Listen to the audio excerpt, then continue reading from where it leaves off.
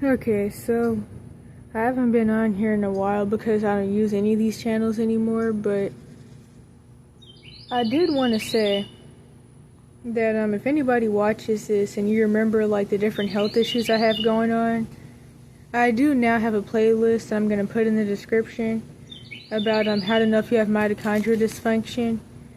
There was a lot of gaslighting from all ends, doctors and relatives, about the health issues I had. Especially relatives. Doctors really just didn't care in general to really say jack about jack. And I was looking over like different situations that happened before I started recording, because of course I don't really remember anything because things would become repressed memories even while I was still in the situation.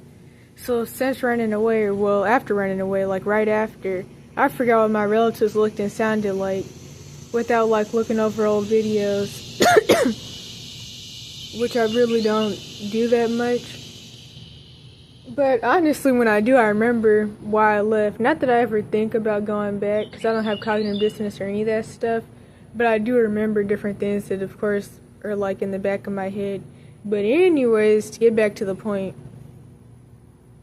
if you want to know about why I was having the health issues I have, I have made videos about that. Not recently, really. Of course, it was iatrogenics, if I didn't already say that.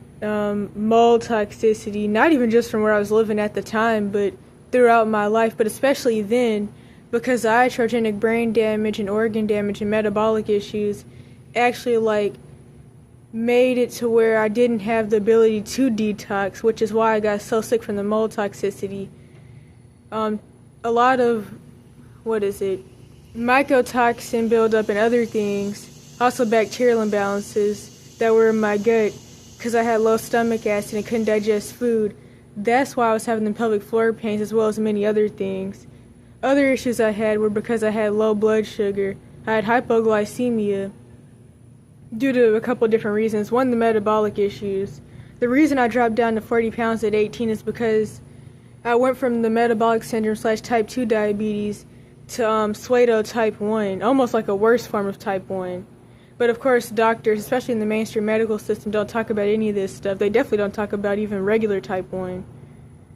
Like when people hear diabetes, they think about somebody eating all day and being obese, but that's not even what diabetes is. But anywho, I have videos where I talk about that, and I believe it could even help other people, because the mainstream medical system, they play all types of games with you, and you'll probably have to treat yourself. You may never get a diagnosis, and when they do give you a diagnosis, it's like when you have type 4 or something, and you're like about to be on your deathbed. And it's like just people getting told that they have whatever chronic illness seems to like scare them so bad it pushes them to like dying. Which is very interesting, because the thing is, you didn't just get cancer, you didn't just get diabetes, you didn't just get whatever. You've had for years. You probably had it since like infancy or something, or childhood, but you just never got diagnosed. I even noticed that like with a lot of these things, you don't get diagnosed until your blood work is really, really bad and everything's like going downhill. But anyways, in these videos I talk about different things that have happened throughout the years with the medical system, and like how when I would go to the doctor, when they would do my blood work, they would always look terrified and be like shocked that I was still alive. I talked about throughout the years, I'm pretty sure, how like when I was on the type 2 metabolic syndrome side, the doctors would always say you have low iron. Well, I had low iron my whole life actually. It wasn't until I ran away and like started eating more vegetables and stuff that got better. But anywho, they would say like you have low iron, you have high hemoglobin A1C, a whole bunch of other really bad things, but of course, they would never say what that really meant. When I dropped down to 80 pounds, they would always tell me about how I had a low hemoglobin A1C, but they would never say what that meant. And, like, I even remember they would tell me about me having low blood sugar, but they would never tell me what that meant. They would never tell me, that's why I feel like I'm having fevers, that's why my digestive system isn't working, that's why a lot of things. I don't even know if I really had high androgens or not, but if I did, that was because of mold toxicity. I, of course, never actually had PCOS. There was so much bullcrap with that, and I mean, I pretty much found that out way back then. They put me on that birth control bullcrap so they can make more money off of prescribing me that. When I mean, honestly, nobody really needs birth control. It really messes up your organs. Like for PCOS, if you really have it, it's caused by insulin resistance, or maybe you're like hidden intersex, and you would actually need like metformin or something. Whatever natural supplements could help with diabetes, because like I just said, it's a form of insulin resistance. But what was I saying? Oh yeah, I didn't have PCOS anyways, and I found that out way back then, which is why I stopped taking the birth control mess, because it was actually messing me up more. I had leftover, what is it called? Reproductive organ issues from when I used to have the, what was it called? The hyperprolactinemia, which messes with your pituitary gland from the brain damage, which is also another reason why I'm like really underdeveloped other than the metabolic issues. I mean, I really wasn't eating enough anyways, but that's not even really the point. That had nothing to do with anything, because I couldn't even digest food. I'm kind of out of breath. Wait a minute, hold up. So, the thing with that is that was also causing a lot of issues. The low stomach acid made me develop even more bacterial overgrowth, aside from the mold toxicity and the mold building up in my system.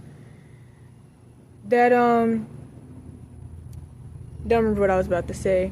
But anywho, that's just like a summary if anybody does want to like know about that and like know about if they have mitochondrial dysfunction / metabolic issues.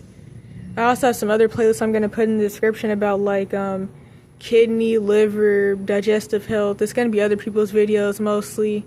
Then I have another playlist titled Health or something like that, or Health Research. That's other people's videos about different things that have like really helped me. But yeah, the pelvic floor pain I used to have, too many toxins are building up. In fact, I also found out that I have proteinuria. So due to the digestive issues and poor kidney function from the iatrogenic organ damage, my kidneys actually don't really work all that well. That's why I used to have to pee all the time. That's also another reason why I used to have bladder pain. But of course, as you remember, I thought that like I was having UTIs for whatever weird reason, didn't really know why, which actually mold toxicity and barely being able to digest fat and protein can cause UTIs and that other thing that I can't remember the name of, because like I'm kind of like a little dissociated. But yeah, that can cause that, but that wasn't really the issue. But sometimes I kind of don't know, because like when I would want to get checked for UTI, as you may remember, maybe not, like the doctors, when I finally would go to the doctor, they wouldn't do anything and they wouldn't check me because of like, not even just the mental label stuff, they really didn't even care. Although there was this one situation where the lady was like, well, I'm just like retarded and autistic, so I probably just like think I have a UTI, but commonly, well, no. I can't even really remember any time where I went to try to see if I had a UTI and they would actually like check me for it, because they didn't care. But of course they would throw up the whole accusations about how I was just being starved at home and essayed, which luckily I wasn't being essayed, but they didn't care, because I was having not just like vaginal pain but also anal pain, because that's what happens when you have pelvic floor dysfunction, because also blood sugar issues, that wears down on the pelvic floor system and other muscles, which is also part of why I have like voice cracks a lot. But I used to think it was because of other stuff, because I also had the tonsil infection for years. And so this is why like a lot of things have just been easier to figure out since leaving, because it's like there's so much going on. It was hard to really know what's causing what. There's so much manipulation and gaslighting from all ends. It was hard to know what was what. And what else was I gonna say? Another thing, due to the mold toxicity in my organs not being able to function like as much as they should be able to, so I couldn't like get toxins out of my body correctly. That causes a lot of toxin buildup, and that would also cause some symptoms, because I was not only, of course, like affected by the mold in the house, and the house being 90 degrees. I was also affected because I'm allergic to building chemicals. And being allergic to building chemicals would cause a lot of issues for me, and actually it still does. But before running away and having to like stay outside, it was hard to really know, because like I didn't really have anything to compare it to, because like I had been in buildings like mostly my whole life, obviously. But it's like I noticed that when I was staying outside, I didn't have half the issues that I used to have, especially once I started taking the betaine HCl and digestive enzymes. And I started like doing cleanses to get rid of the bacterial overgrowth. And I stopped having all that pain I used to have. Like in the mitochondrial dysfunction playlist, I even have a video about how activated charcoal helps get some of the toxins out. So that would also help with the pelvic floor pains and the proteinuria and different stuff like that, which the proteinuria was caused by a couple different things. But yeah, to make a long story short, I wasn't producing enough insulin and I had hypoglycemia really bad. That's like a summary, really. Then, of course, doctors played so many games around this, and what I always used to say is that I had to beg to go to the doctor. Then when I finally would go, they wouldn't do anything. But yeah. Then another thing I forgot, and I'm just going to summarize this, the back stuff I used to have going on, it wasn't even just about the mattress. I supposedly have degenerative disc disease. Not really sure how true that is because I don't really trust medical professionals like that, but I definitely know that it's from, one, when I had the insulin resistance, and two, when I switched over to the Suedo type 1 and I had I was producing less insulin, or a lower amount, and I couldn't digest food because, of course, metabolic issues on either ends, where you either have too much insulin and stuff like that, or you have too little. You're not able to break down food on a cellular level. That's actually why I not even just had back issues, but I had joint issues all the way around. And I even remember way back when, many years ago, especially at 12, when a lot of the drug and stuff started, when I started to have the back pain and joint issues, and something was always cracking and popping, and I noticed that I couldn't really look down that well, or bend, or even some stuff turning my head, but I never really thought much of it, especially due to the fact that I was always gaslit so much about different issues I had going on. I forgot to mention bioflow issues, which I have a video about that's somewhat recent in the playlist, and I talk about the itching issues that some people have. That's actually a liver issue. That's actually why when you do a lot of these drugs, you'll see, when you see someone who is doing them, you'll notice that they're scratching themselves a lot, and they're always itchy, and they're falling asleep over and over again, nodding, which nodding could also be something I found about in Cali, Fetty, and different trank stuff like that. People nod off.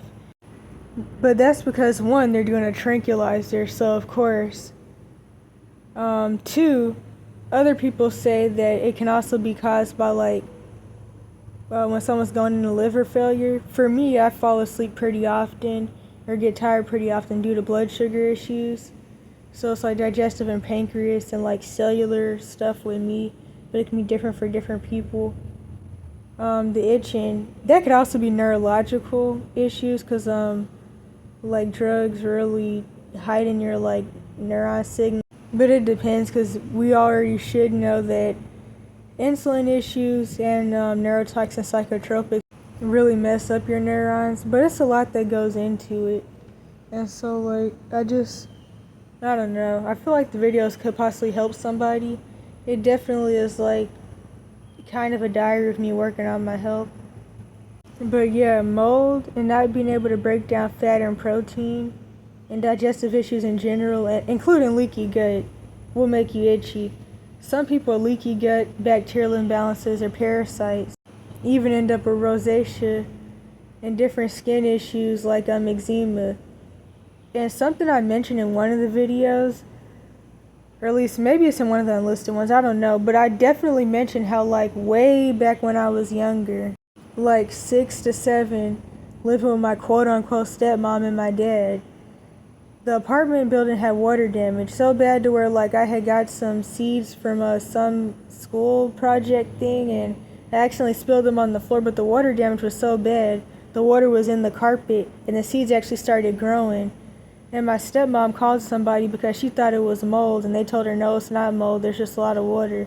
So the seeds that she dropped are growing. But actually, any building where there's water damage, there's mold.